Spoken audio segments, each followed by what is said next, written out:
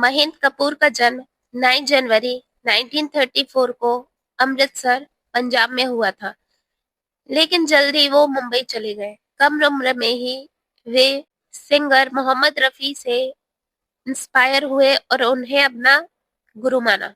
हुस्न लाल, पंडित जगन्नाथ बुआ, उस्ताद नियाज अहमद खान, उस्ताद अब्दुल रहमान खान और पंडित तुलसीदास शर्मा जैसे शास्त्रीय गायकों से शास्त्रीय संगीत सीखना शुरू किया। महेंद्र कपूर ने रफी पर आधारित अपनी खुद की एक शैली बनाई और मेट्रो मर्फी अखिल भारतीय गायन प्रतियोगिता जीती, जिसके कारण उन्होंने 1958 में वी शांताराम की नवरंग में प्लेबैक सिंगर के रूप में अपना डेब्यू किया, जिसमें उन्होंने सी रामचंद्र के संगीत निर्देशन में आधा है चंद्रमा रात आधी गाया। महेंद्र कपूर के कुछ सबसे उल्लेखनीय गीत हैं जो उन्होंने बी आर चोपड़ा के लिए गाए हैं।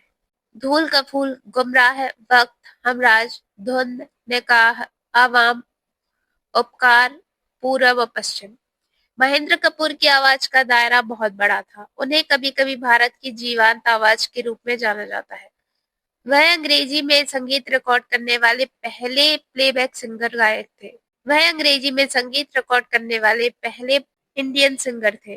उन्हें बॉनी एम समूह ने पाकिस्तान के मुशर्रफ के साथ हिंदी में अपने गाने गाने के लिए कहा था, जिसके परिणामस्वरूप पॉप एल्बम M3 बना। महेंद्र कपूर द्वारा गाए गए ज्यादातर हिट गाने जो प्रसिद्ध हैं, वो बी आर चोपड़ा की फिल्मों में या मनोज कुमार की फिल्मों में से है, जिसमें बंधन, शक्ति, डोली, एक नजर, आदमी और इंसान, संगम और तवायफ।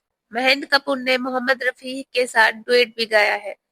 यह सॉन्ग 1967 की फिल्म आदमी का कैसी हसीन आज बहारों की रात, जिसे मूल रूप से रफी और तलत महमूद के साथ डुएट सॉन्ग के रूप में रिकॉर्ड किया गया था। मुख्य कलाकारों में से एक मनोज कुमार ने तलत की आवाज का इस्तेमाल करने से इनकार कर दिया और गीत को फिर से रिकॉर्ड किया गया, जिसमें तलत की जगह महेंद्र कपूर को शामिल किया गया। महेंद्र कपूर ने कई भारतीय भाषाओं में गाने गाए हैं और वे गुजराती, पंजाबी, भोजपुरी और मराठी फिल्मों में से सबसे ज्यादा संख्या में प्रदर्शन करने वाले प्लेबैक सिंगर हैं। मराठी में वे दादा कोंडके की सभी फिल्मों में उनकी आवाज बनकर बेहद लोकप्रिय हुए।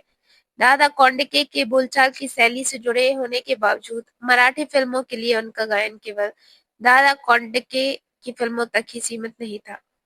महेंद्र कपूर शादीशुदा थे और उनकी 3 बेटियां और एक बेटा था।